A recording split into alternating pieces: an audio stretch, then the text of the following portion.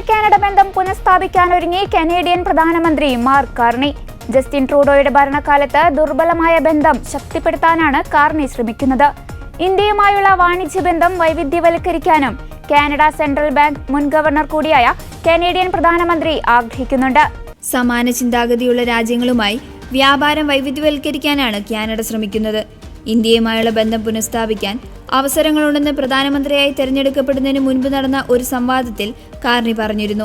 കാനഡയ്ക്ക് ഇന്ത്യയുമായുള്ള സാമ്പത്തിക ബന്ധത്തെക്കുറിച്ച് കാർണിക്ക് അറിയാമെന്നത് ഇന്ത്യക്ക് ഗുണകരമായ കാര്യമാണെന്നാണ് വിലയിരുത്തൽ. യുഎസിന്റെ പകരച്ചുങ്ക ഭീഷണി ഇരു രാജ്യങ്ങളെയും മോശമായി ബാധിക്കുന്ന സാഹചര്യത്തിൽ ഉഭയകക്ഷി ബന്ധങ്ങൾ മെച്ചപ്പെടുത്തുന്നതിനുള്ള കാനഡയുടെ ഏതു ശ്രമത്തെയും ഇന്ത്യ സ്വാഗതം ചെയ്യാനാണ് സാധ്യത. ഏറ്റവും കൂടുതൽ ഇന്ത്യക്കാർ കുടിയേറാൻ ശ്രമിക്കുന്ന രാജ്യങ്ങളിൽ ഒന്നായി കാനഡ മാറിയ സാഹചര്യത്തിൽ കുടിയേറ്റ നിയന്ത്രണം, വിസ മാനദണ്ഡങ്ങൾ കടുപ്പിക്കൽ തുടങ്ങിയ വിഷയങ്ങളിലെ ആശങ്ക പുതിയ നേതൃത്വത്തെ അറിയിക്കുവാനും സാധ്യതയുണ്ട്. 2023 സെപ്റ്റംബറിലാണ് കാനഡയും ഇന്ത്യയും തമ്മിലുള്ള ബന്ധം വഷളാവുന്നത്.